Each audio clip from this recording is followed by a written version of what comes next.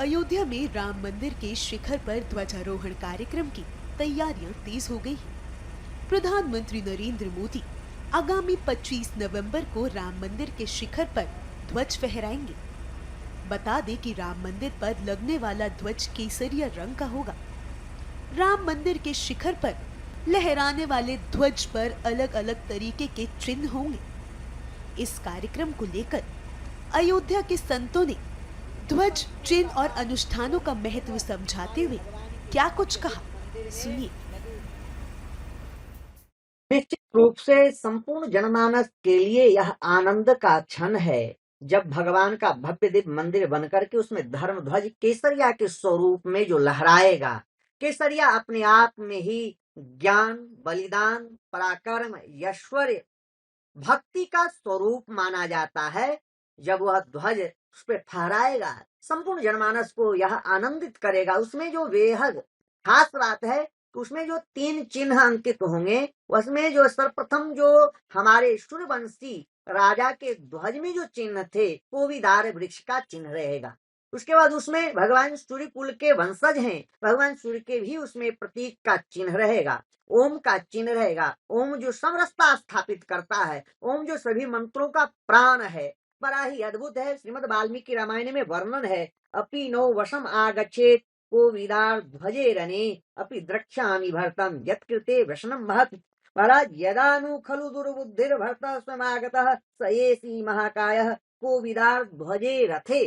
रथ में भगवान के जो रथ होते हैं, उसमें ध्वज में जो चिन्ह होते हैं, कोविदार वृक्ष के ही चिन्ह रहते हैं।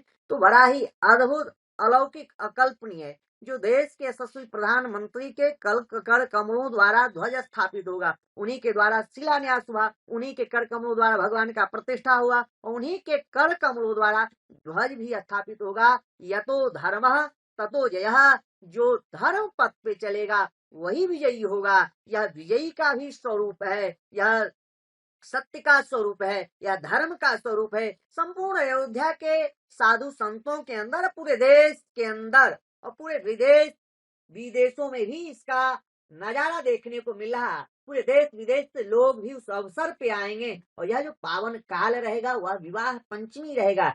जिस तिथि को भगवान का विवाह हुआ था, भगवान के विवाह होने के बाद नित नव मंगल मोद पठाए, जब ते व्याह राम घर आए, नित नव मंगल मोद पठाए। भगवान को अयोध्या आते ही अयोध्या नित निरंतर आनंद ही आनंद था। तो निश्चित रूप से आनंद ही आनंद रहेगा। उन 500 वर्षों के संघर्ष की गाथा भी वहां लिखी जाएगी, जो हमारे राम भक्तों ने, कार सेवकों ने, साधु संतों ने जो अपने प्राणों की आहुतियां दी थी, अपने प्राणों की आहुतियां देने के बाद उनके त्याग, उनकी तपस्या, उनका समर्पण का ही फल स्वरूप है कि ऐतिहासिक मंदिर बन करके उसमें धर्म ध्वज स्थापित होगा। और जब धर्म ध्वज लहराएगा, सत्य की विजय हो, असत्य का नाश हो, धर्म की जय हो, अधर्म का नाश हो, तो संपूर्ण जनमानस जो है आनंदित हो जाएगा। क्योंकि सनातन धर्म तो यही कहता है, सर्वे भवन्तु सुखिनः, सर्वे सन्तु निरामया, सर्वे भद्राणि पश्यन्तु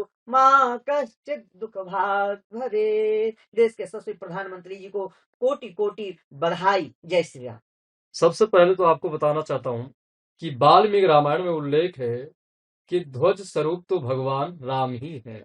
रामो सत्यम जगत मिथ्या, सत्य स्वरूप राम है। देहिक देविक भौतिक तापा, राम राज काहु नहीं व्यापा। भगवान राम के समय 3 ताप कभी व्यापक नहीं थे।